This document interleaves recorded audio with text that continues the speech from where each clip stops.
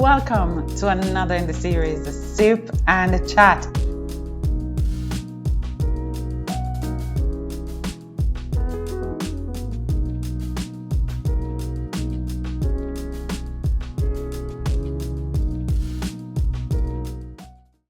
Welcome to another in the series, Sip and a Chat.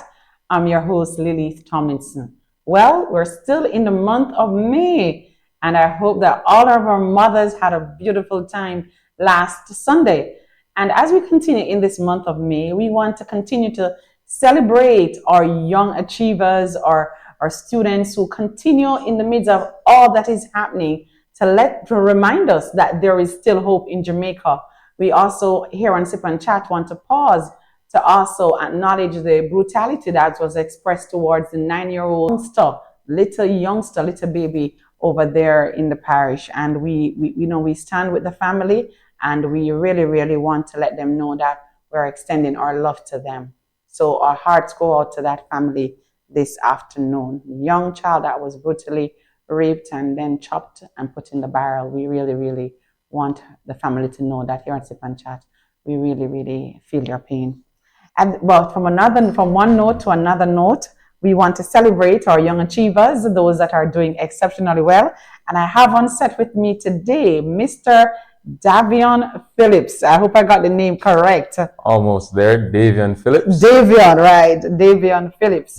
And so today, I'm so proud of him. I happened to see him on the campus of the University of the Commonwealth Caribbean, and he's such a young man who exudes so much positivity.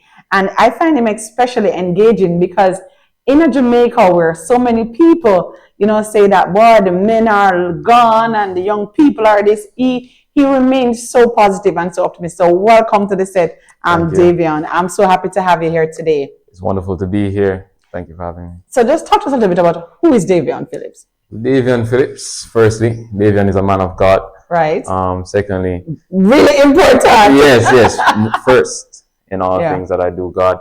And then secondly, Davian is a positive young man who loves to motivate the community, his fellow students, his direct family and extended family. And additionally, Davian is somebody who never gives up. Mm-hmm. So that's what I would like to add. So Davian, I know that you started the conversation and premised that you're a man of God. How has faith helped to shape your life? Well, if it wasn't for faith, I wouldn't have been where I am today, because that same faith got me into the University of the Commonwealth Caribbean. The same faith allows me to motivate others. I remember getting saved in September of 2023, and that's where I received the Holy Ghost. But my faith journey really started with my parents from a long time ago till today, and it's been a challenge. However, I've been developing. My ministry is going well because I do also deliver the word of God to my church at Pentecostal Sanctuary. So my faith is steadily developing, and I feel like that is a core aspect and center of my life. Excellent. So talk to young people out there who say, "Why? I'm too young. I don't want this faith thing. I'll soon get to the academics and everything." But the young people out there saying, "Why church is not for me? I have to live it out. I have to dance it out, party it out. I have to do my thing." Talk to us about how you can let them understand that you're not missing out on anything really. Talk to us about that. So first we have to look at what the Bible says. God tells us to do everything while we are young, while we have our youth. That's when we can truly, to our fullest capacity, serve Him. When we have the energy, when we have the time. As a young individual, truly not missing out on anything, because what this world has to offer, I see it as vanity. I don't have any interest in partying or anything like that the young people tend to align themselves with, especially in this region, the Caribbean. However, but refocus your energy on things that truly matter. Develop your ministry in church, go out, inspire others, build a portfolio for your career, do the things that going to transform your life and develop it in a certain capacity. It's always such a pleasure talking to you because Davian, I feel so inspired, and I'm so happy that Jamaica, and by extension the diaspora today, is hearing the voice of a very focused young man. So Davian, tell us about your academic journey now. What are your goals, and how are you maneuvering to achieve those goals? Well, my academic journey started at St. George's College, where I learned and developed over the years. Then it moved to UCC, I got a scholarship going into UCC, and I'm studying business administration. The goal is political science and international relations, because I do want to get into the hemisphere of politics. However, I also want to study some law as well. So, UCC provides a extensive program where I can also study from the University of London, from the University of the That's Commonwealth. correct. So early on with my journey in terms of academics, my first GPA was 3.8. Wow. And for those who don't understand, that's out of 4, right? Right, exactly. Because some schools use a matrix of 5, but it's 4. Yeah. So that was 3.8, and then a little bit later in the semester, I got sidetracked and distracted, which is okay, which is natural, which is a part of life. However, I've gotten back on track, and my GPA has improved this semester. I'm not sure of the standing now, because all the are grades, still in. Right. However, I'm still developing, and it's looking bright. Actually, I've taught 2 students, and both of them on the report, they both got A's. So I'm happy for them as well, because I do offer mentorship programs at UCC as well. That's so good, Davian. I'm very impressed by all that you're doing and continue to do. But I want you to talk to the young people out there who are saying, "Boy, nothing now gone," and they feel hopeless. What would you say to young people, whether it be academics or they're having financial challenges? What would you say to those young people? But before you get to that, can you talk to us about what you think are some of the challenges facing young people? Well, some of the challenges faced with young people, I would say it starts with the mind. If you don't believe in yourself, where can you truly go in this world? So I would say the mind, the motivation of peers, parents, teachers, so forth. Because just like myself, coming up in the educational system, I was regarded as the duns who can't do anything just because I was lazy and I didn't want to do anything. They set this stigma over my life that I cannot achieve what I truly want to achieve. But later on, I got some moral values. People encouraged me. I believed in myself. That's why I applied to university. Nobody said, go to university. I took my initiative and I said, hey, you know what? I want something for my life, regardless of what people are saying. And that's what you also have to do. And you have to go there and take what it is that you want. And then what God has planned for you as well. So you have to know your purpose and then how everything else can align with that. So my message for people is to don't give up on yourself, because that is where most of your motivation, your discipline will come from. It will come from you and nowhere else. Very intrinsic. You have to find something within you to propel you. Right. You said something, Davian, and a lot of times young people, I find that sometimes they're only with their peers, but how important do you think is to align yourself with even more mature adults who can provide guidance? Because I think we all, in all of us, whatever, regardless of our status in life, we always need that little fuel. I always say to people that regardless of the type of car, they go to the gas station. That's and true. If it's not for gasoline, it's for electrical recharging. So how would you suggest that people who feel despondent, where do they go to recharge? How do they recharge? For sure. So for me personally, most of my friends are older than me, if not all of them. My oldest friend is 85. Her name is Daisy Cook. What? Right. And majority of my friends, if we look at it, they're around the ages of 25 to 30. I only have just a few, selective few, around 10 that are my age. And the reason for that is because my mindset is where I'm intending to be and who is already there, and how I can align myself with people who are already in that system so I can benefit from it and learn from them, because that is what you truly want, is to learn and don't repeat certain mistakes and just to get ahead of everyone else. Right. All right. So one of the things that we notice is that in Jamaica, there's lots of crime and violence, right, which has severely hampered lifestyle. It has affected families. What would you want to say to Jamaica in terms of transformation as a young person? What would you want to just say to people, whether they're in the space of actually being perpetrators of crime and violence? What would you want to say to those people? I would say it's not worth it.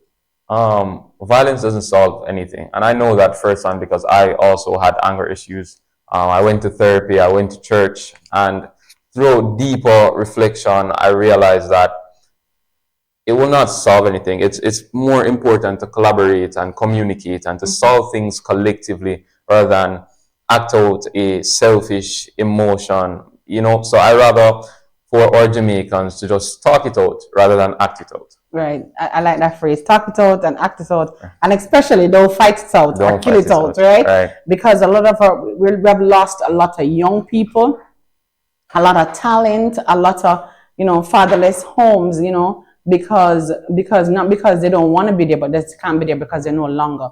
One of the things I find with young people as well, and the connects between young people and parenting, for example, a lot of young people feel like they just can't connect with their parents. And I don't want you to talk to us about how do we connect, you know what I'm saying? Because sometimes there's this disjoint and the children are saying, they don't understand us and all of that. So how do you connect? How does a generation connect? Well, I find it difficult myself, struggling with family matters. However, what I realize is just to understand that your parents are also individuals. They have their own they're also people outside of their responsibilities and their roles, and just to connect with that human nature, just express more love. And I feel like if we can love one another, as the Bible says, love your neighbor, right, you can find a deeper insight into that individual that you can understand and communicate with them above or beyond just their roles and responsibilities for you as a child. So if I'm hearing you well, Davian, you're saying that parents need to be more expressive in their emotions. Especially love, because they have no problem sometimes executing the judgment with the whip and so on. But there is this issue where I find that, because I was on a program, it's Child Month, you're all over the place, interacting with young people. And there was this girl, when we asked her to share what was her special moment with her mom, she had no recollection. So I moved quickly past her, because I was thinking that probably her mom died or something. But then when we say, what could your mom improve? She was the most vocal. So for her thing was that her mom never hugged her. And she feels so separated from her mother, because she had a younger sister that was born. And once that sister came into the family, like, she no longer existed. So really, I really find it very important that you're bringing up again this point of not just thinking in their minds that they love their children, but expressing. And we really want to emphasize that love is an action word. And I can't say the promoter just, or producer putting on some images. Tell the children that you love them, do things with them, tickle them. You know what I'm saying? Because we're people. And like you said, that even the parents too, children can, I keep saying we, like I'm a child today, I am. We as children too, children can go across. Talk to us about that. Because sometimes we're waiting on the parents to come and say, true. I love you. But tell us some of the things that as young adults, young children can do to affirm their own parents. Sure. I mean, you can break the barrier. Like every day before I leave work or school, I hug my father.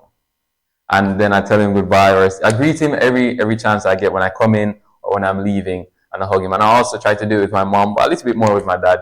But you can also break that barrier to say, hey, what are you doing this weekend? Do you want to go on a run or something like that? Something to break that barrier of formality. Because a lot of times, especially in Jamaica, there's this authoritative mother, mindset, father, man. Exactly. So if you can just surpass that and go beyond that, I feel like it should benefit the relationship. Excellent. So in terms of opportunities, a lot of people say, boy, they don't see any job opportunities. And so for them, just even trying to pursue a higher level of learning is like, why? Talk to us about how do you view the future? I mean, opportunities here. Jamaica is the land of opportunities, and you may not see it, but you have to also create your own opportunities. You have to put yourself in that space. So for instance, I wouldn't say gamble, but I would say my investment going into UCC put me in certain positions where I'm in meetings far above what you'd normally think for an 18-year-old. I'm in meetings with ministers. I'm visiting the directors of tourism for Miami. I'm going all over just because I want to be in a space where I know that there's more to achieve. So there's opportunities out there at whatever level, and we need all members of society to contribute towards opportunity, towards development. So not only that, but what you can do now to improve your life and in the life of others through these opportunities. Make use of what is presented to you now, because you never know what the future can present. Right. And one of the things I find that is emerging as well, especially for successful young people, as you rightfully say, they are thinking, okay, not just what Jamaica can do for me, Right. but what I can do for Jamaica. And I think that's a very interesting way to focus, Right. because when you do that, it's like you look in the space and you see, okay, as a country, where are the gaps? Exactly. And then how can I come up with this bright, creative idea? And then, I mean, you're really into the field of, Innovation, innovation and sure. just, where your ideas, the incubators and coming up with new ideas and so on. So if there was one thing that you could change in the world, what would that be? If there was one thing that I could change in the world, Right. I would say the healthcare system. If there's one thing that we can improve, it's making our children have a better access to healthcare, because I feel like it's something that should be mandatory. So just working with NovaMed recently, that is basically an innovation company that supplies financing to all the different medical businesses across the region here in Jamaica. So if you can normalize that, or to create probably more exposure to say, hey, healthcare should be a necessity, and also free education. Right. And that's so important, because I was thinking that probably somebody would say education, improve the education system. But at the end of the day, no matter how educated you are, if you can't get access to healthcare, when something goes wrong, then you're still in a predicament. So that's very, very important. I just wanted to also talk to to parents as well, from a youngster perspective, from a young, brilliant mind. I mean, parents sometimes give up on their children because they are not seeing them bloom, so to speak, in the way that they want them to bloom. I want you to talk to parents about not giving up on their kids. As I tell people all the time, love is a choice, and one of the ministers told me recently that children are your heritage. So you should, treat them as such. Don't give up on your child, because my mother never gave up on me. In primary school, they used to call me the devil's right hand man, because I used to give so much trouble. I remember you told me that one time, and I laughed because you look more like an angel. Exactly. But for you to be coined in that way was just like, no, not really. But of course. But that's important to know, that you can start out on one trajectory, and you can make a total. I don't say 360 anymore. I say 180. 180. Because 360 brings you back to the same point. Right. Right. So everyone can change. I'd rather you invest in that change than neglect that change. And for parents, that's so important, because one word, literally one word or a phrase, can change the entire mindset of a child, because at that stage, they're still developing, they're still intaking. And sometimes you have to realize that some of the behaviors that they're, going on with, it stems from somewhere. So you have to also look into yourself and say, what can I do to make this child a little bit better? Or what are who can I introduce this child to say, you know what, be more like that person, or take on certain traits and qualities, because we all struggle with something. So if we can come down and humble ourselves as well, to say, okay, he's struggling with something, and treat the child also as an individual going through its problems, however small or large they are, and take that one-on-one time to develop that child, regardless if that child is a troublemaker or a disaster, a hurricane as put, right? You can help that to transform into something beautiful, or that child can, come out and inspire more people, and, help them along their way, because they would have known what it's like to go through that process. Because what I'm hearing you saying, Davian, is that everybody has a story, right? And even the successful people that we know today, if you heard their story, what they had to go through, but somebody believed in them. And I think that's kind of like the message that we really want to get across to parents today, that believe in your kids. I mean, if you think of a garden, not every fruit blooms at the same pace, right? And sometimes some that comes to their full fruition, they were attacked by parasites and so on and so on. So we can't always give up on people, because at the time when we think they should bloom, they don't bloom. So that's very, very powerful. As we're about to wrap up, Davian, we know that we have this, in Jamaica, we're thinking that, boy, our young men are gone. We can't see them in the ratio between young men in universities compared to the female. It just seems like, wow, it's so, it's just so gone. It's almost like a 3-to-1 in some instances. I want you to talk to our young men out there who say, boy, I chill up on the corner, in this academic thing, or me just can't bother, me just want to hustle, because that's something that we need to examine, because everybody wants to hustle. And I mean, what exactly is hustle? Because for some people, it's just about taking from Peter to give to Paul, but so talk to us the young men out there, and let them know that the options that we have. All right, so the options, they're vast. right? I know that everybody's not prone to the traditional way of life, Academia. but academics, and you might not like the process because it's such a complex system that you have to go through time and time again and deal with difficulties and people. But life is hard, life is difficult, and yes, you can go there and hustle, but the economy needs certain positions. And the reality is that there's going to be a flush out of certain offices, systems, and there are going to be people needed to fill those spaces.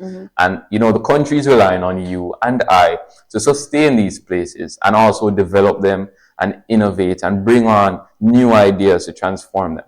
So, yes, you can take a separate route. Like myself, I'm great in marketing. I could create a TikTok account and take that revenue and just live my life how I want to live. But no, taking on a more traditional road so I can develop this country. Because as men, you have to make a choice. Whether it is that you're going to choose the harder path or you're going to do something that is easy. I encourage you to take on that role that you truly believe that God is calling you to do. Not only that, but to ensure that you do it to your fullest capacity, with all your tenacity. Because it's never going to be easy.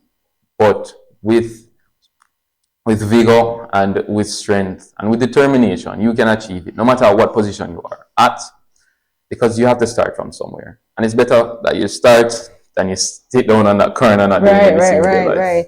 I mean, nothing comes easy in life. And somebody said, you just have to rise up, get up. That's true. And just know that there is potential that lies out there, because I find that, and we talked about this earlier, Davian, that a lot of people, because of the kind of associations that they have, and if there are associate people who are very, very negative, then, we just hang up on the corner right here. So, but if they get somebody, I talk about it all the time. I probably have a half tin of Red Bull, right? But I love the concept of the Red Bull where it says, the tagline, it gives you wings that you can fly. Right. I think we need a lot of people who gives us wings that we can fly. People who propel us, even when we feel like, whoa, we can't do it, I have no more strength, I'm broken, I'm shattered, and they just come, I mean, like when you watch Power Rangers, and they just morph us back together, and we just come back to life. You know what? Funny you say that, because the Bible also says iron sharpens iron. Exactly. And it's not as simple as you might think,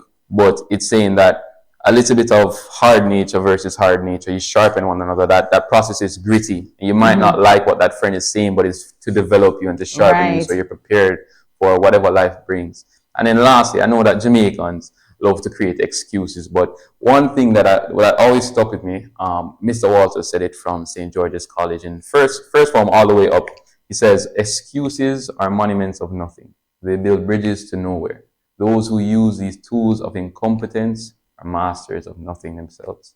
So don't make excuses. That was so good. Can you say it again? So good. So that is, excuses are monuments of nothing. They build bridges to nowhere. Those who use these tools of incompetence are masters of nothing themselves. Wow. Excuses are monuments of nothing. Don't say you can't before you try. Try and see what you can do. Because chances are, if you're helped by others, others do the work, not you. And I feel so refreshed, and I hope this program has energized and refueled a lot of our Jamaicans who are out there, who are just thinking that, boy, nothing now gone. Because that's what we say a lot of times, nothing now gone. You can't feel the rain on your skin. You feel like you can't breathe. But there are opportunities out there, because every single day something new is being created, and that's what we want. So, ladies and gentlemen, I just want to thank you today for tuning in. Any final words, Davian? 1-1 cocoa, full basket. So take your time, and of course, in due time, it will happen for you. Trust God and believe, and all things shall work for your good. Well, let's top it off with Philippians 4 verse 13. Never forget that you can do all things through Christ who strengtheneth you. And I always had this part that cooperation coupled with zeal will accomplish that which zeal alone cannot do. Wow. It's time to rise up off that couch. It's time to reframe those thoughts. Make sure you align yourself with the right people. That's what this very brilliant young mind is saying to us. And you don't always have to start out with a burst of energy. For some people, it's a little trickle at a time. It's a little movement at a time. But at the end of the day, they're targeted and they move towards their goals. So today, on Sip and Chat, I want to thank you so much, Davian. Big up to St. George's. So a shout out to your mommy, man. Big up. And Daddy. Well, I'd like to thank my parents for allowing me to be here, Carolyn Phillips and Davian Phillips, and my older sister, Daniela Phillips. Oh, excellent, excellent. I want to say kudos to every good parent out there who continues to inspire their children so that they can rise up from where they are and take that step to greatness. Thank you so very much for having us here on Sip and Chat. Right. Until next time, we will see you. All right.